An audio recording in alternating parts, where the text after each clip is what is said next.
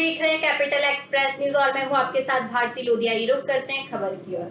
नेता प्रतिपक्ष उमंग संघार, हेमंत कटारे, सचिन यादव सहित विधायक एप्रिन पहनकर नरसिंह घोटाले के पोस्टर लगाकर प्रदर्शन किया। विधानसभा सत्र के पहले दिन हंगामे से श्री गणेश नरसिंह घोटाले को लेकर तत्कालीन मंत्री के इस्तीफे की मांग को लेकर हंगामा। मध्य प्रदेश सरकार ने युवाओं का भविष्य बर्बाद कर दिया है। पहले व्यापम महाघोटाला जिससे पूरी दुनिया में प्रदेश की बदनामी हुई और अब नरसिंह घोटाला। सरकार को तत्कालीन मंत्री, एसीएस, पीएस कमिश्नर सहित अन्य दोषियों को निलंबित करना चाहिए। नरसिंह घोटाले को लेकर विपक्ष के आज बाहर आ गया है, किस तरह की रणनीति देखिए, सदन चलना बाकी है। देखिए, हमारा जो प्रदेश की छवि है वो प्रदेश की छवि लगातार खराब होती जा रही है। आज प्रदेश एक घोटालों का प्रदेश के रूप में पूरे देश और पूरे दुनिया में उसका नाम हो रहा है, उसका बदनामी हो रही है।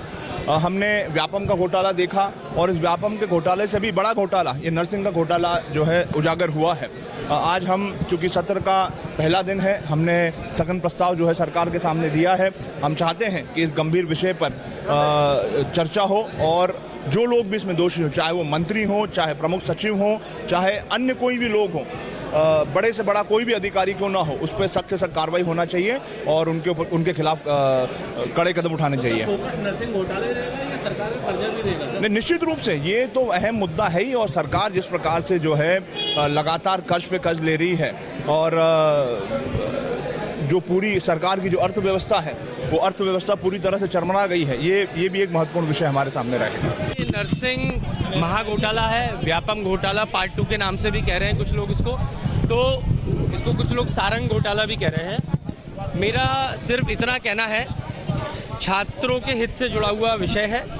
छात्रों की लड़ाई और उनके भविष्य को सुरक्षित करने के लिए हम लोग लड़ाई लड़ेंगे। इसको हम लोग स्थगन के माध्यम से चर्चा में लाएंगे और आशा करते हैं कि सरकार इस चर्चा से भागेगी नहीं, चर्चा होगी और आखिरी में चर्चा के मंथन से जो है छात्रों का हित उसमें से निकल के आएगा। जो 3-3 साल से एग्जामिनेशन रुके हुए हैं, छात्र अटके हुए हैं, उन सबका भी उद्धार होगा और जो दोषी मंत्री हैं उनका इस्तीफा भी होगा, दोषी अधिकारियों पे कार्रवाई भी होगी। ये हमारी आशा रहेगी। 15 महीने है कि विधायकों को अगर सरकार संविधान किताब देना चाहिए। सरकार को संविधान बहुत दिनों में याद आ रहा, जब इनकी सरकार लंगड़ी सरकार बन गई अब इनको संविधान याद आ रहा। पहले तो संविधान बदलने की बात कर रहे थे। ठीक है, सद्बुद्धि आई तो अच्छी बात है, लेकिन सद्बुद्धि तो कांग्रेस पार्टी भी देती है, सद्बुद्धि नहीं है। सर, किन मुद्दों को लेकर विधानसभा में बात रखेंगे? देखिए, 6 महीने हो गए सरकार को। सरकार इतने सालों से जो शिवराज सरकार के समय घोटाले चल रहे हैं, मोहन सरकार के समय जो घोटाले चल रहे हैं और जो सरकार के घोषणा पत्र में जिससे सरकार बन के आई, इस पे सरकार बात नहीं करना चाहती। मोहन यादव जी वापस लगता है कि उज्जैन नहीं पहुंच जाए, उज्जैन की बात नहीं करे। 2 सत्र में तो उन्होंने उज्जैन की बात करी। तो मैं कहना चाहूंगा कि मोहन यादव जी को कि आप प्रदेश में जो समस्याएं, जो घोटाले है, नर्सिंग कॉलेज एक बड़ा घोटाला है, यहाँ के युवाओं के साथ खिलवाड़ किया जा रहा है उनकी परीक्षाओं को लेकर। तो मैं कहना चाहता हूं कि जो कल्प्रेट है, जो बड़े दोषी है, चाहे विश्वास सारंग हो, चाहे महेंद्र गुप्ता, अभी भगोड़ा हो गया, मुझे मालूम पड़ा गायब कर दिया उसे विश्वास सारंग ने। तो ऐसे लोगों पे सरकार की जांच होना चाहिए और उस पर कार्रवाई होना चाहिए। यहाँ के प्रदेश के युवाओं के जो नर्सिंग में पढ़ते हैं उनके साथ, उनके भविष्य के साथ खिलवाड़ नहीं होना चाहिए। आपके जो मुद्दे हैं उनका जवाब दमदारी से सरकार रखेगी। बिल्कुल, हम तैयार हैं। बिल्कुल, जो जवाब देगी, अब जो हाई कोर्ट में दी थी उससे तो पलटेगी नहीं, वही जवाब यहाँ रखना पड़ेगा। तो हाई कोर्ट में अगर इन्होंने झूठ बोला है तो अगर यहाँ पे झूठ बोलेगी क्या? ठीक है।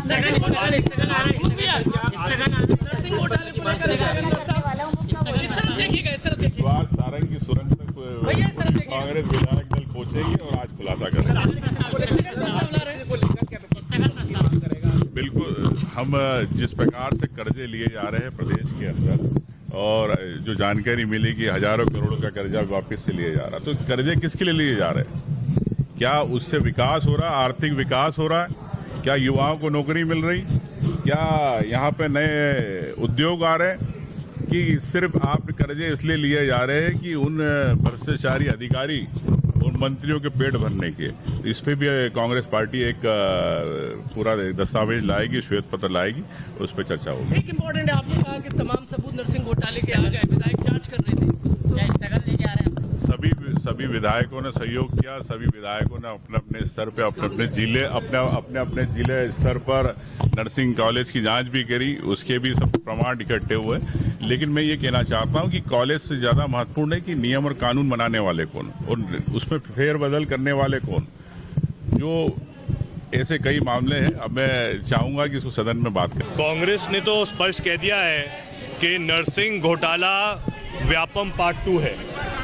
जिस प्रकार से व्यापम घोटाले के माध्यम से भाजपा सरकार ने मध्य प्रदेश के युवाओं के भविष्य के साथ खिलवाड़ की थी, उसी प्रकार से नर्सिंग महाघोटाले में भी वो छात्र जिन्होंने लाखों रुपए खर्च किए एडमिशन के लिए, लाखों रुपए खर्च किए परीक्षा और पूरे उनके 4 साल पढ़ाई के लिए, उनके साथ खिलवाड़ किया गया है, उनके साथ अन्याय हुआ है।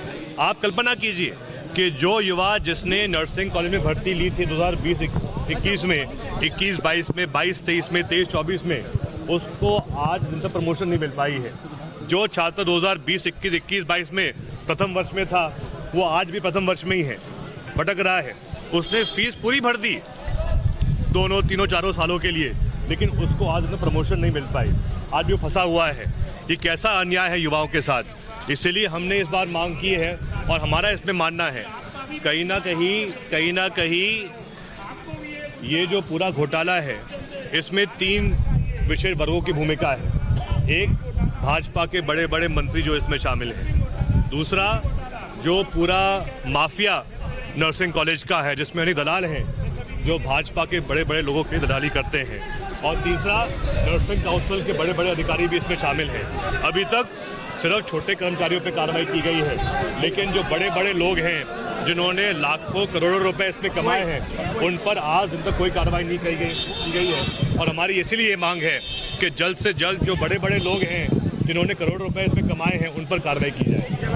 फिलहाल के इस खबर में इतना ही। देश विदेश की तमाम खबरों को जानने के लिए देखते रहिए कैपिटल एक्सप्रेस न्यूज। नमस्कार।